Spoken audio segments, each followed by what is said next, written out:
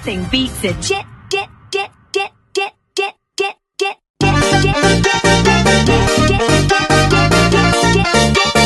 Risky DFA.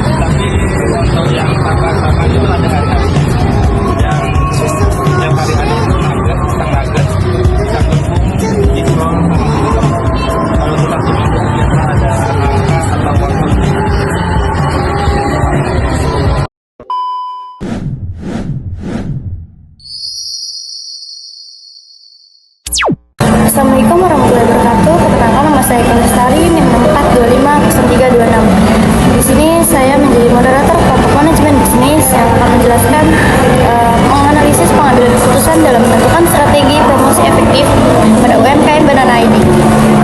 UMKM Banana ID merupakan usaha mikro yang berfokus pada bidang kuliner, khususnya pada penjualan produk olahan pisang crispy. Lalu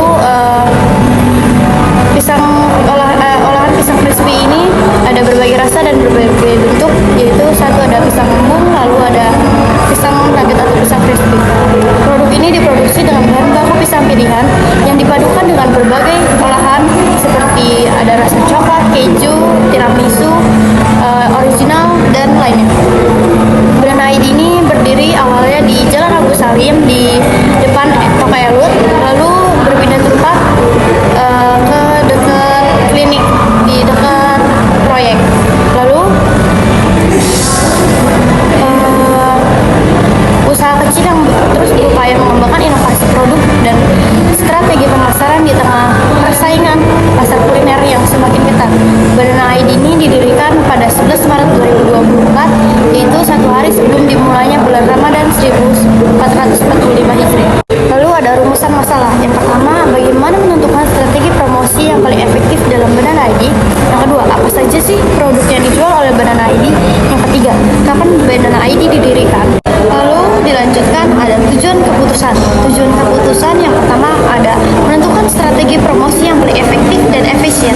Lalu yang kedua, menganalisis dampak strategi promosi terhadap penjualan dan brand awareness. Lalu yang ketiga ada mitigasi resikonya. Lalu yang keempat, merekomendasikan strategi jangka panjang.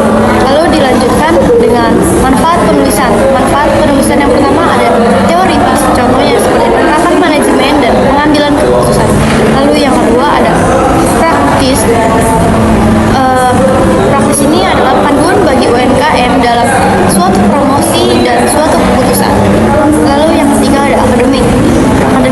yaitu referensi dari mahasiswa atau dari penelitinya. Lalu yang keempat ada strategis atau masukan untuk pengembangan promosi Berdana ID. Perkenalkan, nama saya Nur Fatia Al-Hasna, NIM 6425038. Di sini ada metode atau model pengambilan keputusan. Yang pertama itu ada pendekatan. Pendekatan itu outcome based education atau OB yang fokus pada hasil nyata.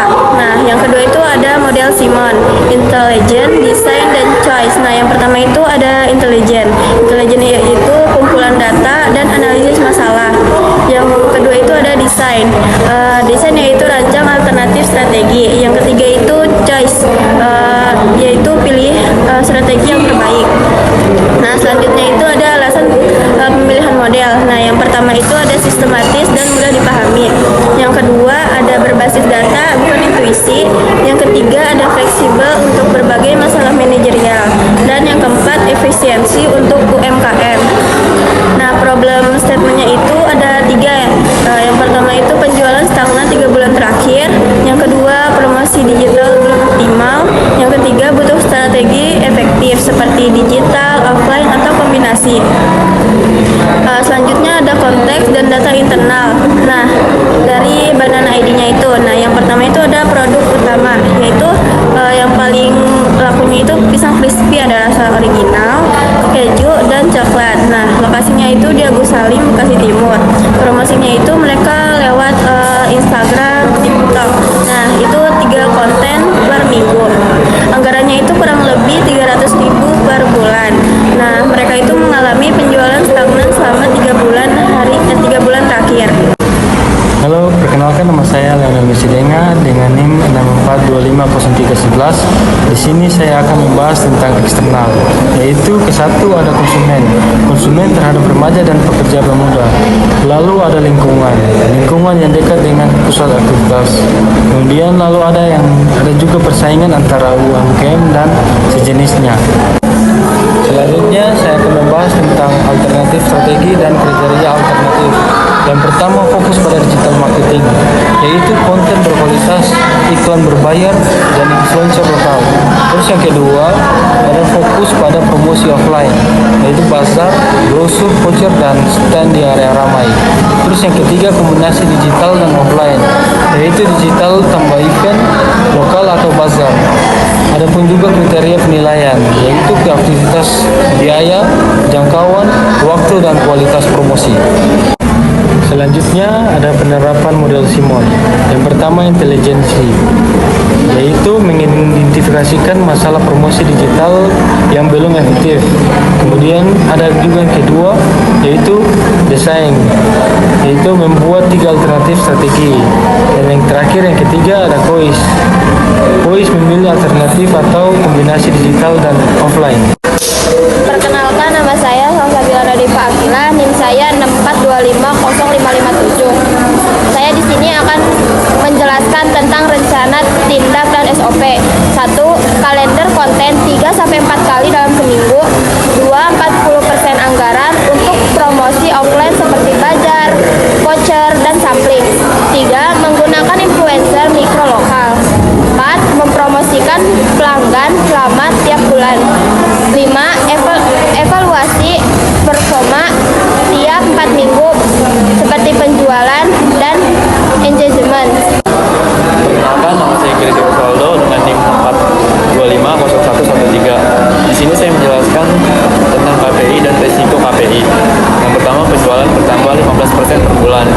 Yang kedua, engagement lebih besar 5%. Yang ketiga, pelanggan baru bertambah 10 per bulan. Yang keempat, kepuasan pelanggan lebih besar 4,0. Yang kelima, ROI promosi lebih besar 25%. Selanjutnya ada risiko dan mitigasi. Yang pertama, konten tidak menarik seperti musik tren dan caption interaktif. Yang kedua, promosi offline tidak diminati seperti voucher dan promo bundling. Yang ketiga, over budget seperti batasi iklan berbayar, pantau ROI mingguan. Yang keempat, tren pasar berubah seperti riset dan inovasi varian rasa baru. Lalu kesimpulan, berdasarkan hasil menganalisis analisis menggunakan model pengambilan keputusan Simon, intelijensi, desain, dan voice, dapat disimpulkan bahwa strategi promosi yang paling efektif untuk UMKM Banana ID adalah kombinasi promosi digital dan juga offline.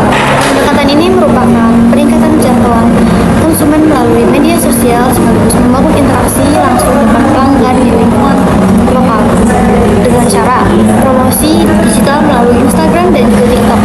Itu adalah cara yang efektif untuk menjangkau segmen pelanggan muda. Sedangkan promosi offline melalui bazar, voucher, dan juga event komunitas yang meningkatkan kesadaran merek dan juga potensi pembelian langsung. Lalu ada juga keberhasilan strategi ini sangat bergantung pada evaluasi berlaku, yaitu pengendalian biaya dan menyesuaikan terhadap tren pasar agar promosi tetap relevan dan efisien dan juga berdampak positif terhadap penjualan. Lalu ada juga saran dari kelompok kami untuk Banana ID. Yang pertama, melakukan evaluasi rutin terhadap efektivitas setiap kegiatan promosi baik digital maupun offline untuk memastikan strategi tetap berjalan dengan optimal. Lalu yang kedua, memanfaatkan data insight dari media sosial untuk memahami suatu perilaku dan preferensi konsumen sehingga konten promosi lebih cepat pasarannya atau lebih cepat dengan sasarannya. Lalu yang ketiga, menciptakan inovasi produk secara berkala, misalnya varian rasa yang baru atau seperti makanan yang baru agar pelanggan pun tidak bosan dengan